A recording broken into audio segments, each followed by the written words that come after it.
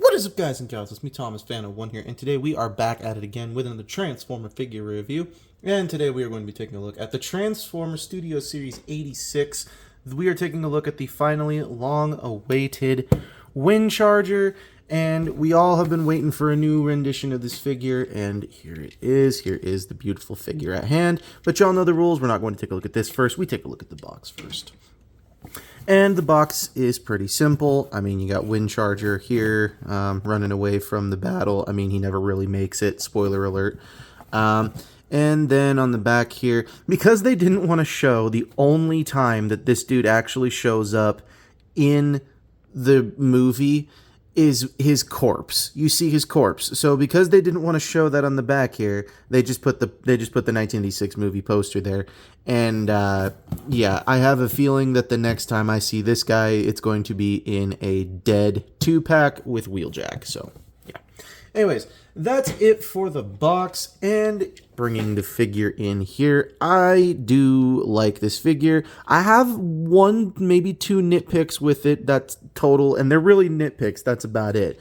But as far as I can tell, this guy is really, really good. So I can't remember what exactly the vehicle is that he turns into. I believe it was a Firebird, but I don't know because that front grille does not look like what it should be. But anyways, we're going to get this guy into scale comparisons, and we shall take a look at his accessories, and then we shall get him into his robot mode. So anyways, here he is with the previous 86 mini-bot. Here he is with Bumblebee.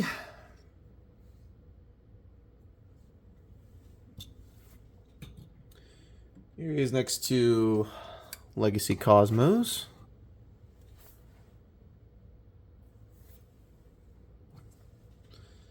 Here he is next to the, oh goodness, dropped him, but doesn't really change that from his face anyways. Here he is next to the 86 Childhood Trauma 2-pack Brawn.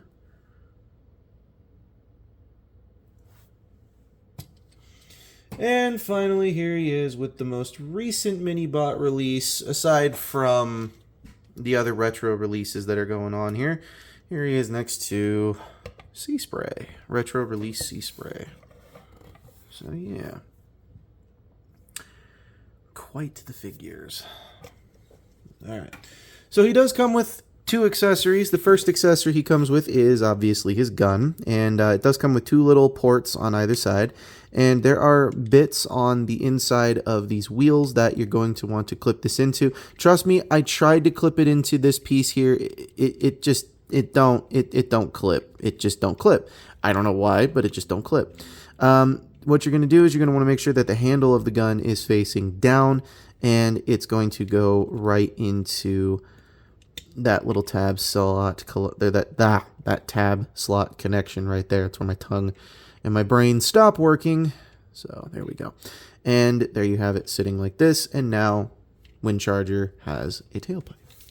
And the second accessory, you guys have kind of already seen it from all the previous images here. He comes with his magnetic force field that comes along with him. This you can totally place on the back here. I don't recommend it because it doesn't really help. In fact, it actually hinders the figure a lot, so I would not put it there.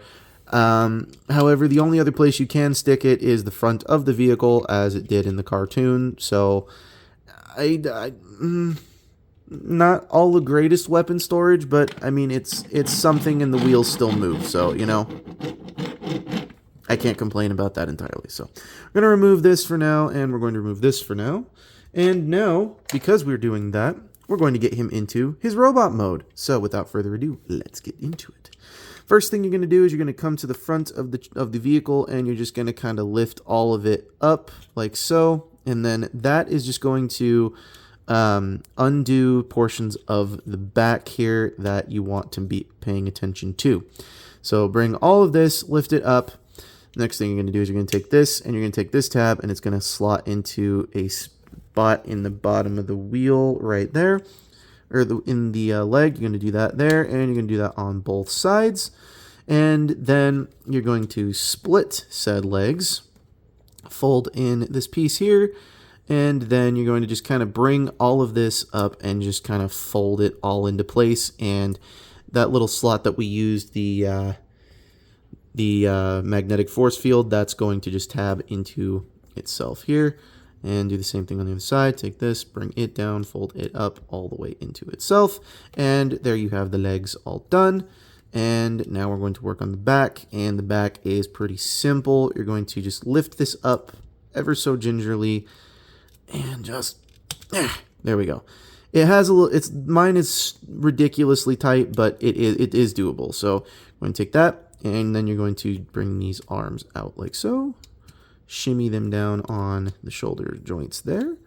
And then you're going to take this backpack, clear this panel here is going to tab into his back right up here, like so. There we go. And then you're going to take the hands, just fold them down. They're on a ball joint like so. And then you're going to just straighten all of this out like so. And then we shall come over here and we shall give him his gun. If it'll go into his hands like it should properly, but it's not. There we go. And take these wheel pieces here and rotate them all the way around like so. I nearly forgot that. Nearly forgot it, but I didn't. So, and there you have Windcharger in his robot mode. And I dig this. I dig this.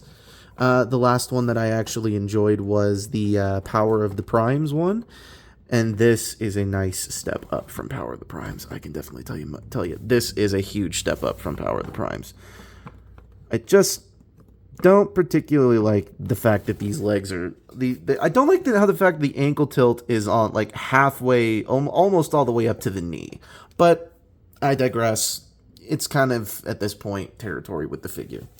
So we'll get him into scale comparisons. We'll show off his last accessory on him. Actually, you know what? We'll show his last accessory before we get him into scale comparisons and then final ranking. One more thing you can do really quickly is there is a lever on the back of his head, so you can angle his head up and down. So you can totally choose the angle of what you want his face to be doing. I want to see if I can get him to look straight ahead. So there we go. And this will just plug right into his chest right here. Like you. Oh, there we go. And there you have Windcharger with his magnetic force field right there. So there you have that. Now we'll just remove this.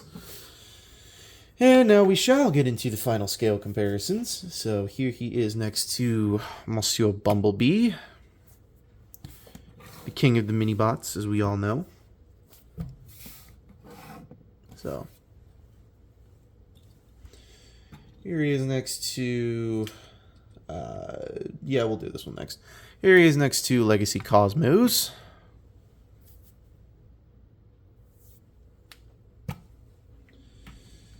Here he is next to Studio Series 86 Childhood Trauma Brawn, which I suspect he'll get one soon too. Don't you all worry. And finally, here he is next to Sea Spray, which is kind of the weirdest, the more interesting one out of all the mini-bots here. I'm waiting for a Studio Series 86 version of this or a G2 version in Age of the Primes. I'm waiting for it. So, anyways, now we shall get into the final ranking. And really quickly, I do not... Yes, it does. So you can store this on his backpack, and there is a little slot right here. You can just place this tab piece that that tabbed into the front of the car into there, if it will just... It's supposed to, but there we go. There we go. That's better. So there we go. It does fit right there, so you do have weapon storage for that, and there is a little port right there, a little peg right there, and you can totally take it, and there is a port right there. Just take it, and you can store all of this on his back. There is another thing you can do too.